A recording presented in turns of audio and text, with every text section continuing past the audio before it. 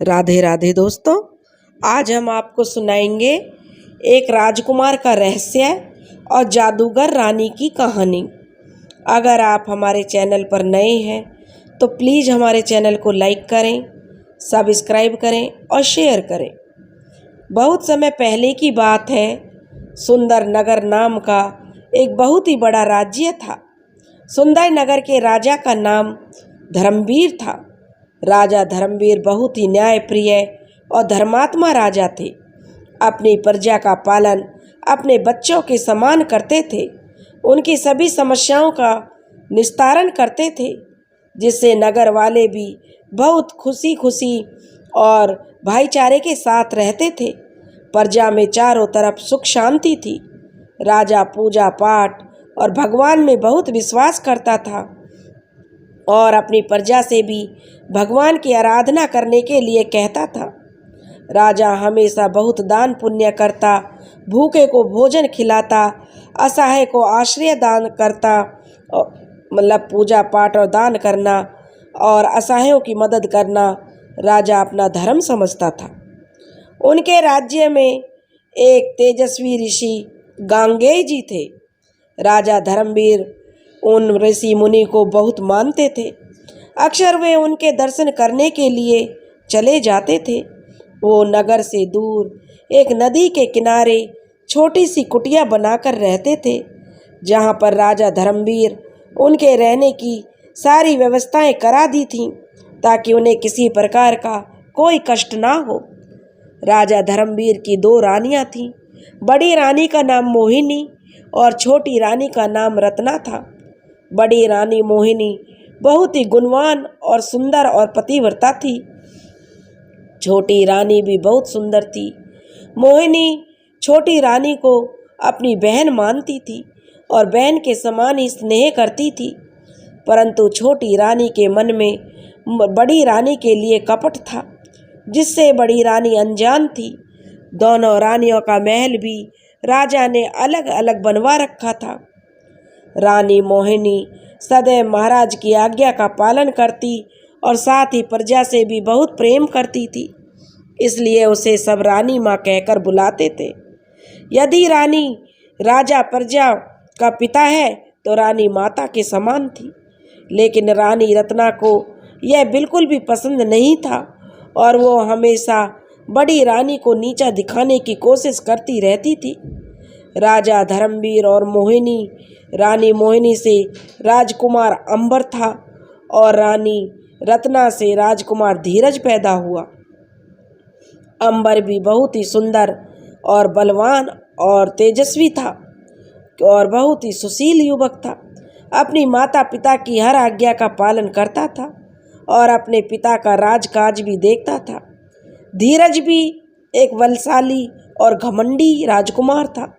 वह सदैव अंबर से जलन रखता था, क्योंकि राजकुमार अंबर बड़े होने के नाते राज्य के उत्तराधिकारी थे और राजा भी उन्हें उत्तराधिकारी बनाना चाहते थे, क्योंकि अंबर एक दयालु और सबकी सहायता करने वाला राजकुमार था, इसलिए सारी प्रजा का प्रिय था। और धर्मवीर भी अपने बड़े राजकुमार से बहुत प्रेम करते थे उनसे, लेकिन धीरज में भी वे कोई भेदभाव नहीं करते थे। दोनों राजकुमार उनके लिए समान थे, लेकिन फिर भी उनका जो अंबर का व्यवहार था उससे राजा बहुत ही गर्व महसूस करते थे। राजकुमार अंबर को शिकार खेलने का बहुत शौक था। जब भी वक्त मिलता वे अपने माता पिता से आज्ञा लेकर अपने घोड़े पर बैठकर शिकार करने के लिए चल देते थे। सुंदर नगर के हर तरफ के जंगलों में राजकुमार अंबर घूम चुका था, परंतु दक्षिण में वह कभी नहीं गया, क्योंकि वहाँ जाना सबके लिए मना था। सब उसे मौत का जंगल के नाम से जानते थे। जो भी कोई भूल से रास्ता भटक कर वहाँ गया, उस जंगल में से कभी कोई वापस नहीं आया। कहते हैं वहाँ पर कुछ बुरी शक्तियों का वास था। राजा का दरबार लगा हुआ था। महाराज धर्मवीर और महारानी मोहिनी अपने दरबार में बैठे हुए प्रजा की समस्याओं की जानकारी ले रहे थे। सभी इसी विषय में वार्तालाप कर रहे थे, तभी एक आदमी रोते हुए दरबार में हाजिर हुआ। सबकी नज़र उस तरफ चली गई। वह व्यक्ति कहने लगा, महाराज की जय हो, मदद कीजिए महाराज, मेरी मदद कीजिए महाराज। महाराज ने कहा, तुम अपनी समस्या बेझिझक होकर कहो, क्या हुआ? उस आदमी ने कहा, महाराज मेरा नाम श्यामलाल है। मैं और मेरा बेटा ईंधन लाने के लिए जंगल में गए थे, परंतु मेरा बेटा अचानक से गायब हो गया। मैंने उसे बहुत ढूंढा, परंतु वह मुझे नहीं मिला। मेरी मदद कीजिए महाराज, मुझे मेरा बेटा लौटा दीजिए। और इस तरह वह व्यक्ति जोर जोर से रोने लगा। महाराज कहने लगे, श्यामलाल पहले तो तुम शांत हो जाओ, तुम्हारा बेटा वापस आ जाएगा। पहले तो तुम यह बताओ कि किस दिशा के जंगल में यह घटना घटी है। श्यामलाल कहने लगा, महाराज दक्षिण की तरफ। दक्षिण का जंगल, जिसे मौत के जंगल से नाम से भी जाना जाता है। सब उसकी बात सुनकर हैरान हो गए। महाराज कहने लगे, क्या दक्षिण के जंगल में तुम जानते भी हो ना? वहाँ तो जाना मना है, प्रतिबंधित स्थान है वो। और ये बात हमने सार्वजनिक रूप से भी बता रखी है। वहाँ पर तो एक बोर्ड पर लिखवा भी रखा है कि इस क्षेत्र में जाना मना है। अब राजकुमार धीरज गुस्से से बोला, हमारे राज्य में यह बात सबको पता है, सिवाय इस मूर्ख के। ये जानते हुए भी दक्षिण में गया। महाराज धर्मवीर राजकुमार से कहने लगे, राजकुमार आप एक राजकुमार हैं, प्रजा की सहायता करना आपका काम है। आप ऐसे किसी से बातें करें, यह आपको शोभा नहीं देता। राजकुमार धीरज कहने लगा, माफ़ कीजिए महाराज, परंतु इस मूर्ख ने जानबूझकर ऐसा किया है, अपने ही बेटे को मौत के मुंह में जाने दिया। यह जानते हुए भी इसने नियम का उल्लंघन किया है, तो इसको तो सज़ा मिलनी चाहिए। यह तो खुद सज़ा के योग्य है। श्यामलाल सिर झुकाकर बोला, मैं क्षमा चाहता हूँ राजकुमार, मेरा बेटा थोड़ा जिद्दी स्वभाव का है।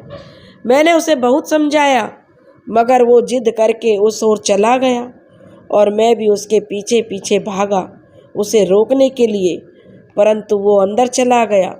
मैंने उसे बहुत ढूंढा, परंतु वह मुझे नहीं मिला। आप जो सज़ा मुझे दीजिए वह मुझे मंजूर है, परंतु मेरे बेटे को बचा लीजिए। अब सब सोचने लगे। श्यामलाल महाराज से कहने लगा, महाराज मैं बड़ी आशा से आपके पास आया हूँ और आपके न्याय पर मुझे पूर्ण विश्वास है। कृपया मेरे बेटे को बचा लीजिए, नहीं तो मैं अपने प्राण त्याग दूंगा। अपने बेटे के बगैर मैं नहीं रह सकता। वह व्यक्ति जोर जोर से रोने लगा।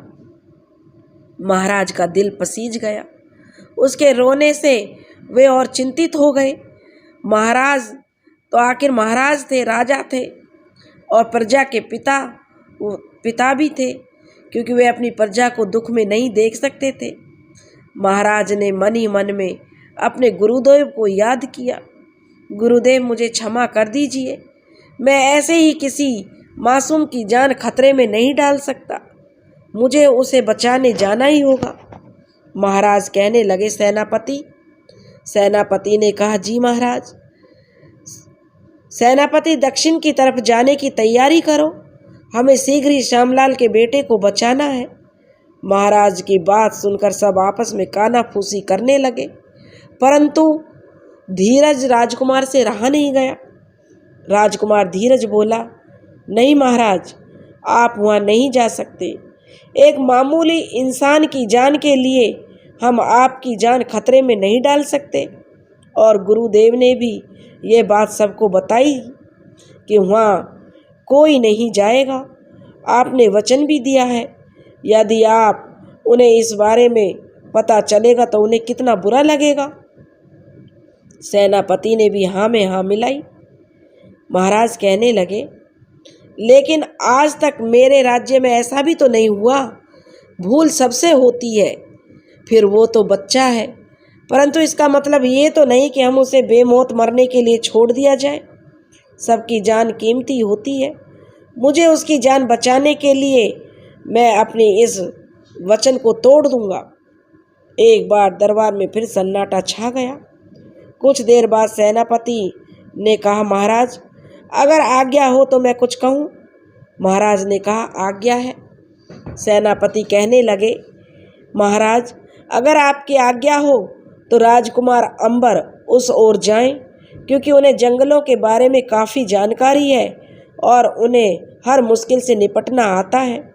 एक वही है जो श्यामलाल के बेटे को वापस ला सकते हैं। परंतु राजकुमार तो महाराज कहने लगे, किसी कार्य से बाहर गए हुए हैं, आने में उन्हें वक्त लगेगा। उनमें से एक आदमी फिर कहने लगा, सेनापति जी, लेकिन हमारे पास कोई दूसरा उपाय भी तो नहीं है। हम यह जानते हुए भी दुश्मन देश में अपने सैनिकों की जान खतरे में नहीं डाल सकते। सबको सेनापति की बात उचित लगी। महाराज भी कुछ देर सोचने लगे। फिर महाराज ने बोला, राजकुमार अंबर को शीघ्र ही दरबार में आने के लिए सूचित किया जाए। लेकिन तभी दरबारी ने आकर कहा, महाराज राजकुमार अंबर तो आ चुके हैं। यह जानकर सब प्रसन्न हो गए और कुछ देर में राजकुमार अंबर राज दरबार में उपस्थित हो गए। राजकुमार अंबर ने राज दरबार में आकर राजा और महारानी का अभिवादन किया और कहा, पिताजी महाराज आपने मुझे याद किया। राजकुमार अंबर को देखकर धीरज गुस्से से मुंह बनाने लगा। महाराज ने कहा, मैं आपका स्वागत करता हूँ राजकुमार, हम आपकी ही प्रतीक्षा कर रहे थे। अपना आसन ग्रहण करो। राजकुमार अंबर अपने आसन पर बैठ गया। महाराज राजकुमार आपकी सहायता की जरूरत है, महाराज ने राजकुमार से कहा। तो अंबर जो राजकुमार था कहने लगा, महाराज आज्ञा दीजिए, मैं हर समय सहायता के लिए उपस्थित हूँ। उसने हाथ जोड़कर कहा। तो महाराज कहने लगे, राजकुमार हमें आपसे यही उम्मीद है। फिर भी उन्होंने सब बता दिया। उसके बाद राजकुमार अंबर श्यामलाल से बोले, आप निश्चिंत रहिए काका, आपका बेटा आपको सही सलामत मिल जाएगा। श्यामलाल कहने लगा, आप धन्य हैं राजकुमार, और जय हो। राजकुमार की जय जयकार करने लगा और उसने खुश होकर कहा, लेकिन जब महारानी को इस बारे में पता चला तो महारानी विचलित हो गई और मना कर दिया, मेरा अंबर कहीं नहीं जाएगा। लेकिन अंबर ने महारानी को समझा बुझाकर शांत किया और आज्ञा लेकर राजा और रानी से वह दक्षिण की ओर चला गया। उसने किसी भी सैनिक को अपने साथ नहीं ले गया, पर महल में दो लोग ऐसे थे जिन्हें अंबर के वहाँ जाने पर बहुत खुशी हो रही थी। वो थी छोटी रानी और राजकुमार धीरज। वे दोनों एक दूसरे को देखकर मुस्कुरा रहे थे, अंबर को वापस न आने की दुआ कर रहे थे। नगर से जंगल बहुत दूर पड़ता था। जब वह जंगल में पहुंचा तो देखा बहुत ही ज़्यादा घना जंगल था। अंबर कई बार उस जंगल में आखेट के लिए कितने ही घने जंगलों में घूम चुका था, लेकिन उसे कोई परेशानी नहीं हुई थी, क्योंकि वह जंगलों में जाने का आदी हो चुका था। लेकिन इस बार वो एक अनजान जगह में था। वो बड़े बड़े पेड़ और घने पेड़ थे, जिससे रास्ता भटक जाने का ज़्यादा ही चांस था। वो चलते हुए काफ़ी अंदर तक जा चुका था। तभी उसे किसी के पायल की घुंघरू की आवाज़ सुनाई दी। ये इतनी प्यारी धुन कहाँ से आ रही है? अंबर खुद से ही बोला। वो उस आवाज़ का पीछा करते हुए आगे जाने लगा। कुछ दूर चलने के बाद वो रुक गया। ये आवाज़ तो इस तरफ से आ रही है, चल कर देखता हूँ भला कौन हो सकता है। राजकुमार अपने मन ही मन में सोच रहा था और घोड़े से नीचे उतरकर घोड़े को उसने पेड़ से बांध दिया और खुद उस ओर चला गया। कुछ दूर चलने पर उसने देखा एक बहुत सुंदर फूलों का बगीचा और पास में ही बहता हुआ झरना था, और झरने के उस पार एक 19 साल की बहुत ही सुंदर लड़की हंसते हुए बगीचे में रंग बिरंगे फूलों को चुनकर अपनी डलिया में रख रही थी। ये अप्सरा कौन है और इस जंगल में अकेली क्या कर रही है? इससे पहले तो मैंने कभी नहीं देखा। राजकुमार अंबर मन ही मन में सोच रहा था। वो इतनी सुंदर थी, उसके सामने चांद भी फीका नजर आ रहा था। उसने हरे रंग की बेहद ही लंबी और खूबसूरत से कपड़े पहने हुए थे और अपने बालों को खुला छोड़ रखा था जो उसके कमर तक आ रहे थे। वह राजकुमार उसे अप्सरा के जैसी बहुत सुंदर लग रही थी। वह उसे किसी परी से कम नहीं समझ रहा था। राजकुमार उसे देखते ही उस पर मोहित हो गया और एक झाड़ी के पास खड़े होकर उसे देखने लगा। वह उन दोनों से काफ़ी दूर था, जिससे उन दोनों की नज़र राजकुमार अंबर पर नहीं पड़ी। उस लड़की के साथ एक मैना भी थी, जिससे वो हंसकर बातें कर रही थी। मैना उसके पीछे पीछे उड़ते हुए चल रही थी। मैना बोली, सखी घर चलो, बहुत देर हो गई है। आपके पिताजी प्रतीक्षा कर रहे होंगे। यदि उन्हें पता चल गया कि हम यहाँ हैं तो निश्चित ही हमें दंड मिलेगा। राजकुमारी कहने लगी, अरे सखी, ये फूल तो तोड़ लेने दो, हमें देखो कितने सुंदर लग रहे हैं। गुलाबी रंग के फूलों को तोड़कर राजकुमारी मैना को दिखाते हुए बोली। मैना कहने लगी, हाँ सखी, परंतु आपसे कम सुंदर है। वो लड़की मैना को घूरने लगी, और तुम फिर शुरू हो गई हमसे? पहले भी हमने कहा है कि हमें अपनी तारीफ सुनना पसंद नहीं है, मत क्या करो हमारी तारीफ। मैना कहने लगी, सखी आप तो नाराज हो गई, पर हम सच कह रहे हैं। हमारी सखी के सामने तो हर वस्तु, चाहे इंसान हो या फूल हो, सब फीके नजर आते हैं। राजकुमारी ने कहा, मैना बस भी करो हमारी तारीफ, नहीं तो हम तुमसे बात नहीं करेंगे। मैना कहने लगी, अच्छा ठीक है सखी, नाराज मत होइए। और कुछ देर बाद दोनों चुप थे। जब मैना कुछ नहीं बोली तो उसने कहा, सखी अब क्या हुआ, चुप क्यों हो गई, कुछ तो बोलो ना। मैना कहने लगी, सखी क्या बोलूं, मैं तो बहुत चिंतित हूँ। राजकुमारी ने कहा, चिंतित क्यों हो? मैना ने कहा, वो इसलिए, जब आपका विवाह हो जाएगा आप तो चली जाएंगी और हम किसके साथ रहेंगे? आपके बिना तो हमारा मन नहीं लगेगा ना।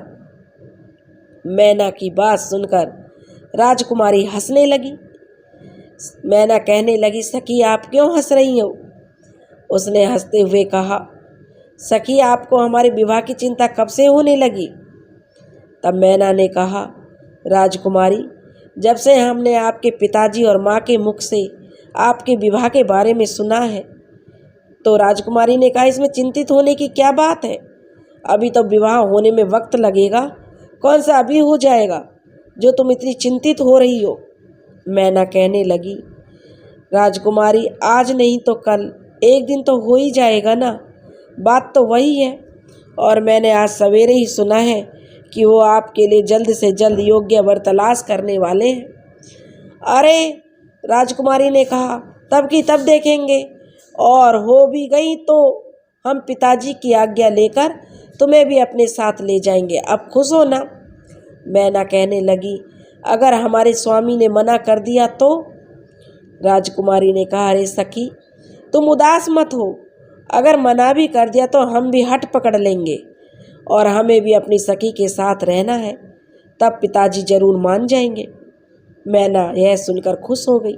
आप सच कह रही हैं ना राजकुमारी? राजकुमारी वसुधा कहने लगी, हम वादा करते हैं कि हम हमेशा आपको अपने साथ रखेंगे। उनकी बात सुनकर मैना झूम झूम कर नाचने लगी। उसे देखकर राजकुमारी वसुधा मुस्कुराने लगी। मैना कहने लगी, सखी अब घर चलना चाहिए, आपकी माँ चिंता कर रही होंगी। राजकुमारी ने कहा, अरे हाँ, हम तो भूल ही गए, चलो चलते हैं। इतना कहकर दोनों वहाँ से चली गई। राजकुमार अंबर भी दोनों के पीछे पीछे आया, लेकिन तब तक वो जा चुकी थी। तभी अंबर को वही घास पर पायल दिखाई दिया। ये पायल उसी लड़की की थी जो चलते समय उसके पांव से गिर गई थी। राजकुमार अंबर पायल को उठाकर अपने पास रख लिया। राजकुमार अंबर उस बगीचे जैसी जगह से निकलकर अपने घोड़े को लेकर धीरे धीरे आगे बढ़ने लगा। दिन के उजाले में भी घने पेड़ों की वजह से वहाँ अंधेरा तो नहीं था, पर उतना उजाला भी नहीं था। उसे खुद नहीं पता था वो एक गलत जगह पर पहुँच चुका है। उसी जंगल में एक भयानक गुफा में बैठी हुई एक भयानक आकृति की आंखें चमक उठी। आहा, आखिर तुम आ ही गए, वह अपने आप से कह रही थी। तेरा ही इंतजार था हमें। और उसने एक अट्टहास करते हुए कहा और अपने काले जादू से कई सारी आकृतियां बनाई और उन्हें आदेश देते हुए कहा, आज एक लंबे अरसे बाद हमारे यहाँ राजसी मेहमान आया है। उसकी देह की महक हमें मदहोश किए जा रही है। उसे शीघ्र यहाँ लेकर आओ। वे आकृतियां पल भर में गायब हो गईं। उधर सुंदर नगर में ऋषि गांगे की कुटिया में जब ऋषि ध्यान में लीन थे, तभी उन्हें कुछ दृश्य दिखाई दिए जिससे उनका ध्यान तुरंत भंग हो गया और यह कहते हुए हड़बड़ा कर उठ गए, नहीं राजकुमार अंबर, अनर्थ, राजकुमार की जान खतरे में है। हमें अभी राजमहल जाना होगा। ऋषि ने अपने आप से कहा और तुरंत राजमहल की ओर चल दिए। राजमहल पहुंचकर उन्होंने तुरंत महाराज को सूचना दी। महाराज उस समय अपने कक्ष में आराम कर रहे थे। ऋषि के आने की सूचना पाकर महाराज और बड़ी रानी तुरंत दौड़े चले आए, क्योंकि ऐसा बहुत कम बार होता था कि ऋषि राजमहल में आए और आज उनका यहाँ आना कुछ और ही कारण था। महाराज ने हाथ जोड़कर कहा, ऋषि जी हमारा प्रणाम स्वीकार करें। और दोनों ने ऋषि जी को नमस्कार किया। महाराज कहने लगे, ऋषि जी आज आपके चरणों से एक बार फिर हमारा महल धन्य हो गया। आज्ञा दीजिए अपने सेवक को। ऋषि जी ने कहा, नहीं राजन, हमारा यहाँ आने का विशेष कारण है। महाराज और महारानी परेशान भरी बातें सुनकर घबरा गए। वे दोनों एक दूसरे की तरफ देखने लगे। महाराज कहने लगे, ऋषि जी प्रभु, आप बहुत चिंतित लग रहे हैं। क्या हुआ? आप अति शीघ्र बताइए। ऋषि जी कहने लगे, राजकुमार अंबर इस वक्त कहाँ हैं? उन्हें शीघ्र हमारे सामने बुलाइए। महाराज कहने लगे, क्षमा कीजिए गुरुवर, राजकुमार इस वक्त राजमहल में नहीं है। वो किसी कारणवश दक्षिण की ओर गया है और सारी बातें उन्होंने गुरुवर को बता दी। अब यह सुनकर ऋषि मुनि के माथे पर चिंता की लकीरें उभर आईं। आपने यह क्या किया राजन? हमने मना किया था उस तरफ हमारे राज्य से कोई भी व्यक्ति प्रवेश नहीं करेगा, फिर राजकुमार क्यों? राजा ने कहा, महाराज, राजा ने कहा, हमें क्षमा कीजिए गुरुदेव, लेकिन प्रजा की सहायता करना हमारा धर्म है और वे बच्चे की जान बचाने के लिए गया था। आप चिंतित मत होइए, दुश्मन उसका कुछ नहीं बिगाड़ सकता, वो सही सलामत लौट आएगा। गुरुदेव कहने लगे, दुश्मन बलशाली हो तो उसका सामना राजकुमार कर सकता है, परंतु किसी दानवी शक्तियों का तोड़ एक साधारण मनुष्य के बस की बात नहीं है। महारानी कहने लगी, क्या दानवी शक्तियाँ? गुरुदेव आपके कहने का मतलब मेरे अंबर की जान खतरे में है। महारानी अब चिंतित और हो गई और रोने लगी। महाराज भी अब परेशान हो गए। ऋषि जी कहने लगे, राजन, आपको सिर्फ आधी बात मालूम थी कि वो इस राज्य का दुश्मन राज्य नहीं है, परंतु सच्चाई तो यह है वो राज्य किसी का दुश्मन नहीं है, बल्कि बात कुछ और थी।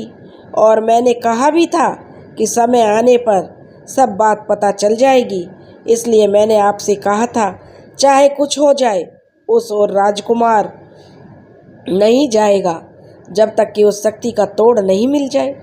राजकुमार वो उस वर्जित एरिया में प्रवेश कर गया जहाँ पर जाना मना था और आपने राजकुमार को उधर ही भेज दिया, लेकिन शायद आपको पूरी बात अब बतानी पड़ेगी जो हमने आज तक छुपाई हुई थी। अब महारानी फूट फूट कर रोने लगी। महाराज भी खुद को दोष देने लगे। महाराज कहने लगे, ये कैसी बात है और ये दानवी शक्तियाँ कौन है और वहाँ पर आखिर ऐसा क्या है और आपने हमसे कौन सी बातें छुपाई हैं? हमारी समझ में कुछ नहीं आ रहा। कृपया गुरुदेव हमें विचलित ना करें, पूरी बातें बताइए। गुरुदेव कहने लगे, अंबर का रहस्य महाराज, जिससे आप सभी अनजान हो और खुद अंबर भी। हम भी सही समय का इंतजार कर रहे थे, लेकिन शायद आज मुझे बताना पड़ेगा और नहीं छुपा सकता। लेकिन यह जगह ठीक नहीं है। यह सब बताने के लिए आपको मेरी साथ कुटिया में चलना पड़ेगा। और इस बात का भी ध्यान रखें कि आप दोनों के अलावा किसी तीसरे को यह बात नहीं मालूम हो, खास करके आपकी छोटी रानी को भी नहीं। इतना कहकर वो ऋषि जी वहाँ से चले गए। इधर अंबर उस लड़के को ढूंढते हुए आगे बढ़ता जा रहा था। कुछ दूर आगे चला ही था, तभी उसे किसी बच्चे के रोने की आवाज़ सुनाई दी। वे बच्चे की आवाज़ यहीं आसपास से कहीं आ रही थी। राजकुमार ने अपनी नज़र चारों तरफ घुमाई, तभी उसे पेड़ पर एक 15 साल का लड़का दिखाई दिया, जो पेड़ के ऊपर चढ़कर डर से बैठा हुआ रो रहा था। अरे, राजकुमार ने कहा, तुम वहाँ क्या कर रहे हो? अंबर ने उस पेड़ के नीचे जाकर उससे पूछा। तो अंबर की आवाज़ सुनकर वो लड़का उसकी तरफ देखा तो उसके रोते हुए चेहरे पर मुस्कान आ गई। राजकुमार जी आप? उस लड़के ने हल्के से मुस्कुरा कर कहा।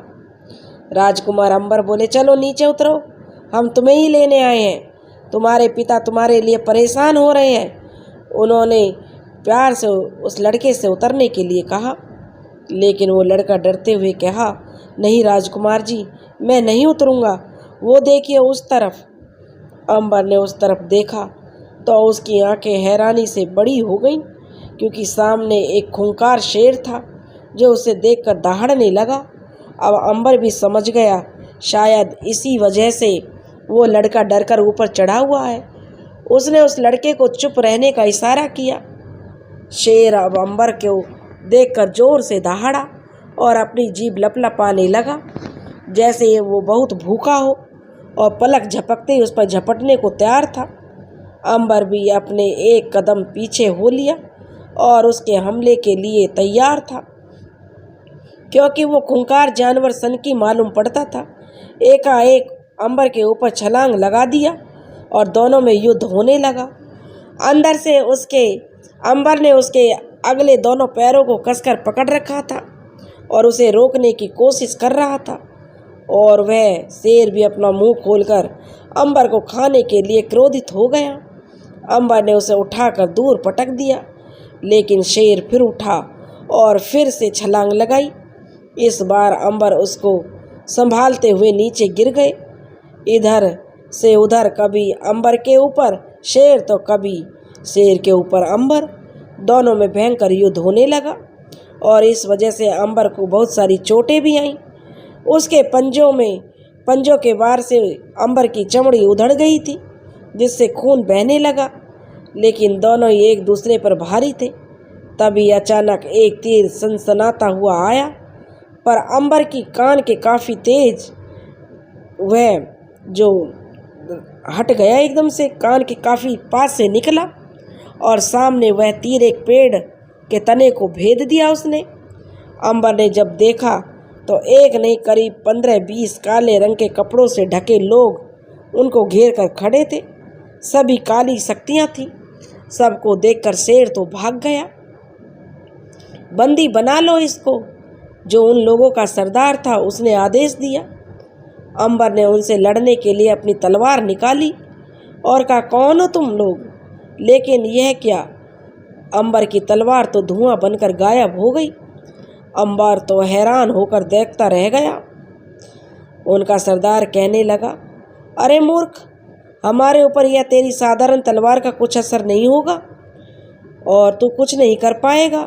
तू हमारे एरिया में आ चुका है, तुझे मनमोहनी का बंधक है। अब तू, हम तुम्हें उन्हीं के पास ले जा रहे हैं। अब अंबर समझ चुका था कि यह कोई साधारण मनुष्य नहीं थे जिनसे वह बल के प्रयोग से लड़ सके। अब तो अपनी बुद्धि का प्रयोग किया जा सकता है। अंबर ने सोचा, अगर मैं इनके सामने उस लड़के का जिक्र करूंगा तो ये उसको भी नहीं छोड़ेंगे, मुझे इनका ध्यान भटकाना होगा। उसने तिरछी नज़र से उस लड़के को देखा तो वह तो बेहोश हो गया था उन्हें देखकर, और यह अच्छा ही हुआ। इसलिए अंबर बोला, देखिए आप जो भी हैं, मैं यह भूलवश रास्ता भटक गया हूँ। मुझे नहीं पता ये एरिया मनमोहिनी का है। मुझे भूल हो गई, कृपया क्षमा करें। भूल? और वे दो हंसने लगे। जरूर तेरी भूल है, परंतु राजकुमार षड्यंत्र हमारा था तुम्हें यहाँ बुलाने के लिए, और तू फंस गया क्योंकि हमारी रानी को तेरा ही इंतजार है। उन जो दानवी शक्तियाँ थी उनके जो सरदार ने हंसते हुए कहा, क्या षड्यंत्र, मेरा इंतजार? ये लोग क्या कह रहे हैं? राजकुमार सोचने लगा, मेरी तो कुछ समझ में नहीं आ रहा। मैंने लगभग सारे दिशाओं के जंगल घूमे हैं, परंतु यहाँ तो मैं पहली बार आया हूँ, फिर इन्हें मेरा इंतजार कैसे हो सकता है? अंबर सोच में पड़ गया था। क्या हुआ, किस सोच में पड़ गए हो? अभी तो तुम्हें ज्ञात नहीं है, तुम्हें तो ये भी नहीं पता कि तुम कौन हो, और यही हमारे लिए फायदे की बात है। अंबर का सोच सोच कर सिर दर्द करने लगा। उनकी बातें अंबर की समझ से परे थी। सरदार कहने लगा, सुनो, जल्दी करो, हमारे पास कुछ ही समय है, वरना जैसे इसे पता चल गया कि ये कौन है तो हमारे लिए खतरा हो सकता है। इसलिए हमें शीघ्र ही इसे लेकर चलना है। और अंबर कुछ कर पाता उससे पहले ही वो सब उसको लेकर गायब हो गए। उसी जंगल में दूसरी ओर पेड़ की डाल पर बैठी मैना जोर से चिल्ला पड़ी, अनर्थ हो गया सखी, अनर्थ हो गया। वह मैना जोर जोर से अपनी सखी को कहने लगी, अनर्थ हो गया सखी, अनर्थ हो गया सखी। ऐसे करती हुई मैना वहाँ से उड़ती हुई उस मंदिर में चली गई जहाँ राजकुमारी वसुधा संध्या पूजा की तैयारियाँ कर रही थी, और पास में उसके माता पिता भी थे। वसुधा के पिता वसुदेव और माता वामिका जो दक्षिणाचलगढ़ के राजा थे, और उनकी बेटी वसुधा जिसका वर्णन जो पहले ही हो चुका है। वसुधा के पास बचपन में ही कुछ अलौकिक शक्तियाँ मिली हुई थी, जिससे वो बुरी शक्तियों से अपने गढ़ वालों की रक्षा करती थी। इनका भाग्य विधाता ने पहले से ही राजकुमार अंबर के साथ लिख दिया था। इन दोनों का एक ही रहस्य है जिससे ये दोनों जुड़े हुए हैं, एक दूसरे से जुड़े हुए थे। सखी सखी मैना ने आवाज़ लगाई। मैना की आवाज़ सुनकर तीनों ने उसकी तरफ देखा तो मैना ने घबराई हुई आवाज़ में बोलने लगी, महाराज, महारानी, सखी, बहुत बड़ी गड़बड़ हो गई। वो तो उसे मनमोहिनी ने। महाराज कहने लगे, क्या हुआ मैना, तुम इतनी घबराई हुई क्यों हो, और किसे क्या किया मनमोहिनी ने? वसुधा रानी कहने लगी, क्या बात है सखी, आप बताइए पूरी बात। राजकुमारी ने जब मैना से पूछा तो मैना ने कहा, महाराज, उस राहगीर को मनमोहिनी के दानवी शक्तियों ने बंदी बना लिया। क्या?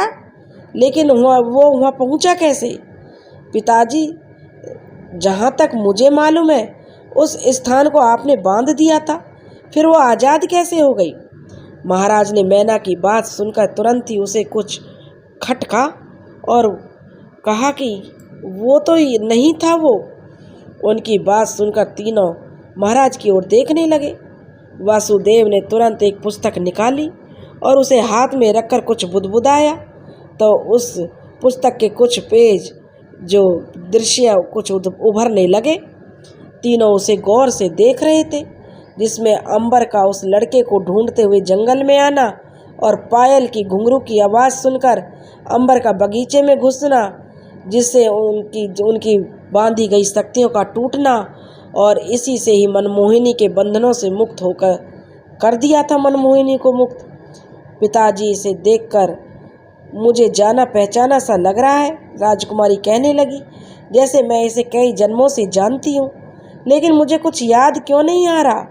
उसने अंबर को देखकर राजा से जो राजकुमारी कहने लगी। वासुदेव और रानी वामनी ने एक दूसरे को देखने लगे तो राजकुमारी वसुधा फिर से बोली, पिताजी, ये देखिए, इसका मतलब उन्होंने उन्हें छल से यहाँ बुला लिया, खुद ही हमारा और सखी का रूप लेकर उसे भ्रमित किया, और अब निश्चित ही वो उसे मार देंगी, लेकिन मैं उसे किसी भी कीमत पर सफल नहीं होने दूंगी। मैं अभी वहाँ जाकर उस राक्षसी का सर्वनाश कर दूंगी। राजकुमारी क्रोधित होकर बोली। राजा ने कहा, नहीं वसुधा, ये तो होना ही था, क्योंकि यह तो पहले से ही लिखा हुआ था ऊपर वाले ने। लेकिन अगर अभी तुम वहाँ गई तो हो सकता है कि बात और बिगड़ जाए और फिर वह जीत जाएगी। राजकुमारी ने कहा, लेकिन पिताजी उस निर्दोष की जान। तब रानी वामनी ने कहा, वसुधा, तुम्हारे पिताजी सत्य कह रहे हैं। अगर तुम वहाँ गई तो उसके साथ तुम्हारे जान को भी खतरा हो सकता है। अगर ये सब हो गया तो उसे कोई नहीं हरा सकता। तुम दोनों ही उसे मार सकते हो। हम दोनों माँ? आपके कहने का क्या अर्थ है? राजकुमारी ने अपनी माँ से कहा। वसुदेव राजा कहने लगे, हाँ राजकुमारी, तुम दोनों ही उस दानवी शक्तियों से लड़ सकते हो, क्योंकि तुम्हारा भाग्य पहले से ही विधाता ने लिखा है।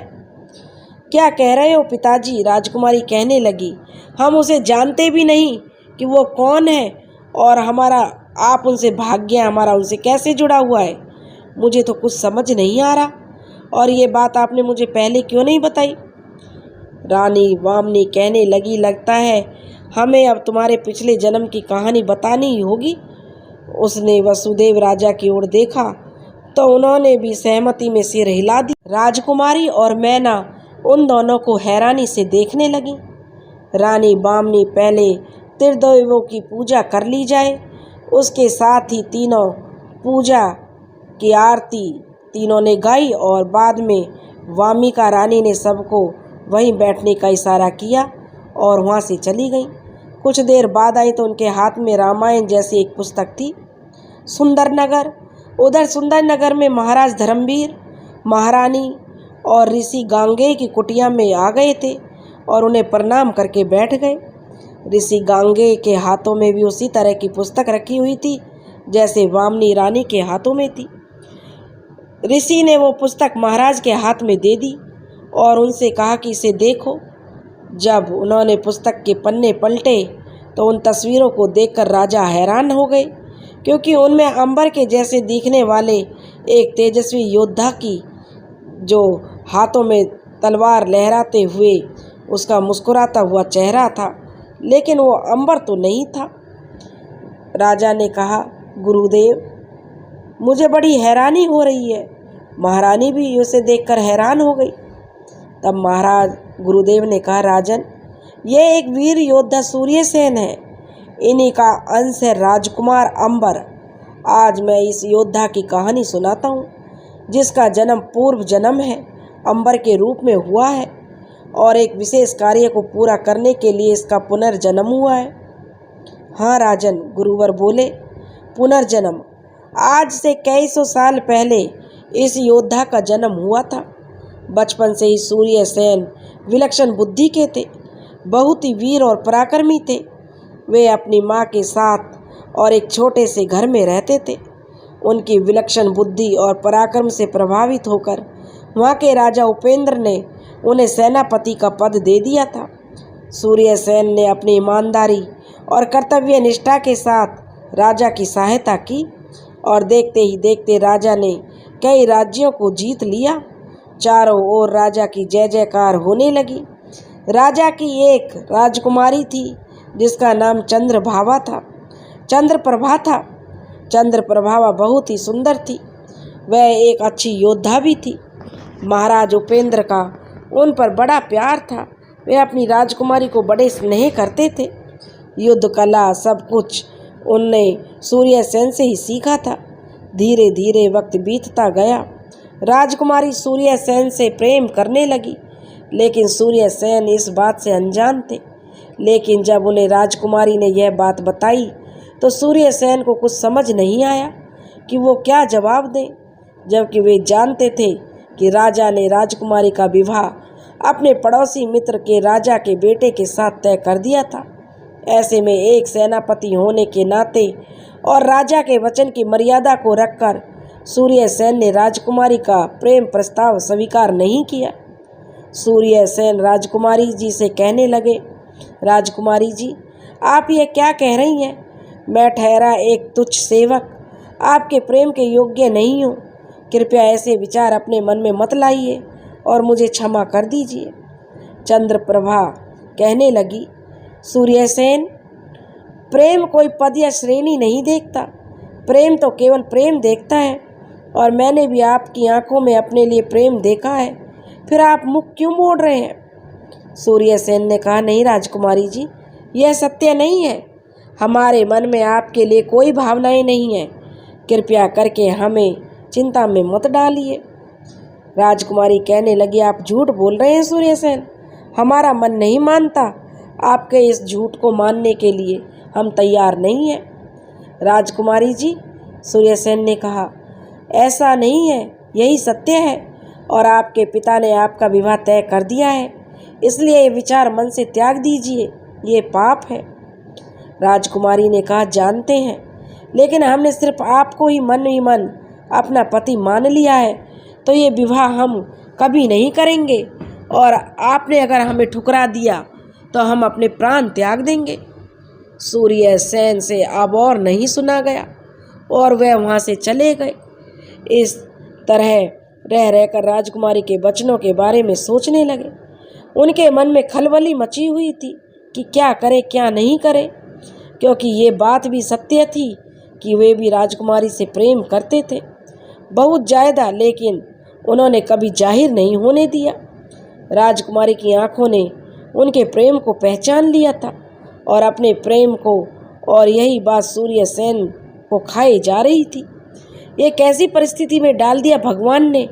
एक तरफ कर्तव्य है तो दूसरी तरफ प्रेम। सूर्यसेन बड़ा परेशान था। परेशान होते हुए कहा कि अंत में उसने फैसला किया कि वो राजकुमारी से दूर रहेंगे और वे दक्षिणाचलगढ़ की ओर चले गए। रानी वामिका ने भी वसुधा को वो पुस्तक दी, जिसे वो खोलकर देखी तो देखती रह गई। उसमें राजकुमारी चंद्रप्रभा की तस्वीर थी। मैना कहने लगी, ये तो हमारी सखी जैसी है। वसुदेव कहने लगे, पुत्री, ये राजकुमारी चंद्रप्रभा है, जिनका पूर्व जन्म तुम हो। राजकुमारी ने कहा, क्या? तब रानी वामिका ने कहा, हाँ पुत्री, तुम ही चंद्रप्रभा हो। तुम्हारा पिछले जन्म का काम अधूरा रह गया था, उसे पूरा करने के लिए तुमने पुनर्जन्म हुआ है। आज मैं तुम्हारे पूर्व जन्म की कहानी सुनाती हूँ। रानी वामिका कहने लगी, चंद्रप्रभा महाराज उपेंद्र की पुत्री थी। उन्हीं के नाम पर उन्होंने अपने नगर का नया नाम चंद्रप्रभा रखा। राजकुमारी देवी की बहुत बड़ी भक्त थी। महाराज राजकुमारी से बेहद प्रेम करते थे। उनकी पत्नी का देहांत राजकुमारी को जन्म देने के पश्चात ही हो गया था। महाराज उपेंद्र रानी से बहुत प्रेम करते थे और उसके बाद उन्होंने दोबारा विवाह नहीं किया, बल्कि राजकुमारी को एक पिता के साथ साथ एक माँ का प्यार भी दिया। उनके राज्य में एक वीर युवक था, जिससे महाराज बहुत प्रभावित हुए और उसने उसे सेनापति बना लिया। उसकी सहायता से उन्होंने कई राज्यों पर अधिकार कर लिया। राजा उपेंद्र की एक बहुत ही घनिष्ठ मित्र भीमसेन थे, जो उत्तर पूर्व क्षेत्र के राजा थे, जिसके ज्येष्ठ पुत्र शंख के साथ चंद्रप्रभा का विवाह तय कर दिया गया था और उन्होंने वचन भी दिया था। लेकिन उन्हें क्या पता था, राजकुमारी तो उस वीर युवक सूर्यसेन को मन ही मन अपना पति मान चुकी थी और एक अनहोनी घटित होने वाली थी। अनहोनी? कैसी अनहोनी माँ? राजकुमारी ने पूछा। हाँ, वो अनहोनी ही थी, एक महाविनाश, जिसे समस्त नगर का नाम और निशान मिट गया, जिससे सब नगर वाले अनजान थे। महाराज बहुत खुश थे राजकुमारी के लिए, परंतु वो भी इस बात से अनजान थे कि जिसे वो अपना घनिष्ठ मित्र समझता है, वह एक धोखेबाज और धूर्त है, जो मित्रता की आड़ में राजा उपेंद्र का शासन छीनना चाहता था। वो युद्ध से तो नहीं जीत सकता था, क्योंकि सूर्यसेन जैसा पराक्रमी योद्धा से लड़ पाना उसके लिए असंभव था। इसलिए उसने छल का सहारा लिया और जिस शंख को गुणवान समझकर उससे राजकुमारी का विवाह तय किया गया, वो मांस, मदिरा और समस्त अशुभ वस्तुओं का उपासक था। और ये बात भीमसेन जानते थे, परंतु वो चंद्रप्रभा पर कब्जा करना चाहते थे। इसलिए उन्होंने विवाह करना सबसे अच्छा तरीका निकाला। और फिर दूसरी तरफ राजकुमार शंख चंद्रप्रभा के प्रति आसक्त था, उसे किसी भी तरह से पाना चाहता था। शंख की एक बहन थी मनमोहिनी, जो एक बहुत बड़ी डायन थी और शैतान की पुजारन थी। वो सेनापति सूरसेन को पसंद करती थी, उसे पाने के लिए वह पागल थी। जब भी महाराज उपेंद्र का निमंत्रण भीमसेन के पास जाता तो मनमोहिनी भी आ जाती और सूर्यसेन को रिझाने का प्रयास करती, पर सूर्यसेन के मन में तो राजकुमारी थी और शंख भी राजकुमारी को रिझाने की कोशिश करता था। लेकिन जब दोनों ही भाई बहन को यह पता चला तो दोनों क्रोधित हो गए। मनमोहिनी राजकुमारी के खून की प्यासी और शंख सूर्यसेन का खून का प्यासा था। इस बात पर दोनों भाई बहन में लड़ाई हो गई। तब भीमसेन ने उन्हें समझाया, अगर तुम दोनों क्रोधवश उन दोनों को मार भी दोगे तो निश्चित ही दोनों को खो दोगे और हमें जो चाहिए वो कभी नहीं मिलेगा। ऐसे ही लड़ते रहोगे तो। लेकिन हम क्या करें कि हमें किसी भी कीमत पर दोनों चाहिए। शंख और मनमोहिनी अपने पिता से बोले। तब उनका पिता कहने लगा, पुत्री सब्र करो, तुम्हें वो जरूर मिलेगा, लेकिन ऐसे नहीं जीत सकते उससे, इसलिए मेरी बात ध्यान से सुनो। कहकर भीमसेन ने एक योजना बनाई और उधर सुंदर नगर में ऋषि ने बताते हुए कहा। ऐसे ही वक्त बीतता गया। विवाह का दिन नज़दीक आने लगा। सूर्यसेन ने राजकुमारी से दूरी बना ली और हमेशा काम में व्यस्त रहने लगा, लेकिन राजकुमारी ने तो अन्न जल त्याग दिया था। इस बात की खबर सूर्यसेन तक पहुंची तो उन्होंने राजकुमारी को अन्न जल ग्रहण करने के लिए कहा तो राजकुमारी रोते हुए बोली, हम अन्न जल ग्रहण तब तक नहीं करेंगे जब तक आप हमसे सच नहीं कहेंगे। सूर्यसेन कहने लगे, राजकुमारी जी, जिद करना छोड़ दीजिए और जल ग्रहण कीजिए। और उसे जल पिलाते हुए कहने लगे, नहीं, हमें कुछ नहीं करना। राजकुमारी जिद किए हुए बैठी रही। तब सूर्यसेन ने कहा, राजकुमारी, आप जानती हैं महाराज आपसे कितना प्रेम करते हैं, आप में उनके प्राण बसते हैं। कम से कम अपने पिता के बारे में सोचिए, उनकी मर्यादा और वचन के बारे में सोचिए। आप एक राजपुत्री हैं और एक योद्धा भी हैं, ऐसी जिद करना आपको शोभा नहीं देता।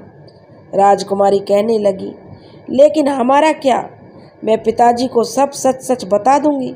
मुझे ये विवाह मंजूर नहीं है। महाराज अपने मित्र को वचन दे चुके हैं, आप तो जानती ही हैं, प्राण जाए पर वचन न जाए, यही एक सच्चे शासक की पहचान होती है। फिर ये तो आपके भले के लिए ही है। सूर्यसेन ने राजकुमारी को समझाया। राजकुमारी शांत हो गई। सूर्यसेन ने उन्हें मनाकर अन्न जल ग्रहण कराया और फिर लौट गए। लेकिन सूर्यसेन और राजकुमारी दोनों ही इस बात से अभिज्ञ थे कि उन दोनों की वार्तालाप को शत्रु का सेवक सुन रहा था। बस यही एक अच्छा अवसर मिल गया। महाराज उपेंद्र के मन में सूर्यसेन के प्रति जहर भरना और भड़काना। फिर क्या था, उसने जाकर सब कुछ अलग अलग से बातें बनाकर सूर्यसेन के खिलाफ राजा को भड़का दिया। महाराज ये जानकर आग बबूला हो गए। सूर्यसेन, इतना बड़ा विश्वासघात किया तूने हमारे साथ, हमने कभी सोचा नहीं था। हमने क्या समझा था और तुम क्या निकले, अपने ही राजा की बेटी पर डोरे डालने लगे।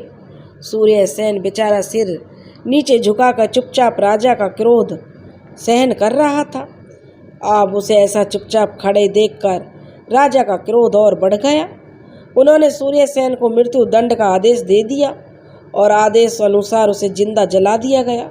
सबने यही समझा कि सूर्यसेन जलकर मर गया। राजकुमारी को जब पता चली तो सुनते ही मूर्छित हो गई। राजकुमारी की दासी ने महाराज की सभी बातें बता दी थी, जिसे सुनकर महाराज परेशान हो गए और जिसने महाराज को ये बात बताई थी उससे पूछा गया तो उसने इस काम में महाराज भीमसेन का शामिल होना बताया और साथ ही उनकी कुटिलता थी उसकी सारी सच्चाई महाराज उपेंद्र को बता दी। यह जानकर महाराज उपेंद्र बहुत क्रोधित हो गए और वहाँ से तुरंत अपनी सेना तैयार की और भीमसेन से युद्ध करने के लिए चले गए। लेकिन उन्हें क्या पता था कि उनका एक और साजिश उनका इंतजार कर रही थी।